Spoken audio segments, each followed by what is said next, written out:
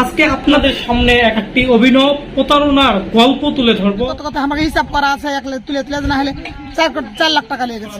একটি তথাকথিত এনজিও সংগঠন এর সন্ধান পায় নজিপুর নিউজ। আসসালামু আলাইকুম। প্রতারকরা সব সময় নতুন রূপে আসবে একথা নতুন নয়, তাই সচেতন থাকতে সর্বদা চোখ কান খোলা রাখতে হয়।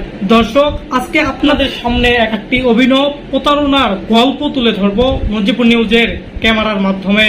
তো চলুন বক বক না করে শুরু করা যাক। একটি তথাকথিত এনজিও সংগঠন পল্লীগ্রাম ফার্ম এর সন্ধান পায় নজিপুর নিউজ, যারা সাধারণ গ্রামীণ নারীকে স্বাবলম্বী করতে দিবে মুরগি। এনজিও এর সদস্য হতে হলে দিতে হবে ফর্ম বাবদ 500,000 টাকা। টাকার অঙ্কটা নির্ভর করবে মুরগির সংখ্যার উপর।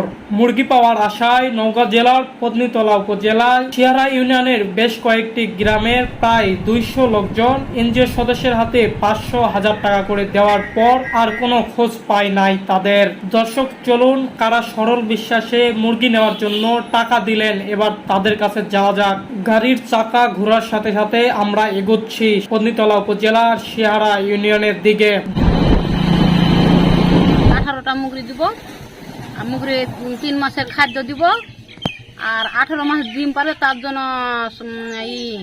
16 মাস আপনারা নিবেন আর 2 মাস আমরা নিব। যাহা আমার এখানে এক গ্রুপ, আর যেটা পার হলা কান্দর কয়েছে ওখানে 7টা গ্রুপ, কোন গ্রুপে 40টা, কোন গ্রুপে 35টা, কোন গ্রুপে ধরো আমার 45টা। কত কথা আমাকে হিসাব করা আছে, তুলে না হলে 4 লাখ টাকা লেগে গেছে। দর্শক, এতক্ষণ যা দেখলেন এ ঘটনা তার রং বদলাতে বেশিক্ষণ সময় নেয় না। লোকগুলো না আসা, ফোন করে তাদেরকে না পাওয়া, নজিপুর হরিরামপুর যে ঠিকানা দিয়েছে সেখানে খোঁজ করে তাদের এরকম কোনো কিছুই পাওয়া যায়নি। এভাবে চক্রটি প্রায় আনুমানিক 4 লক্ষ টাকা হাতিয়ে নেয়। দর্শক, মানুষের হৃদয় জমিনে সচেতনার বীজ বপন করাই আমাদের একমাত্র লক্ষ্য উদ্দেশ্য।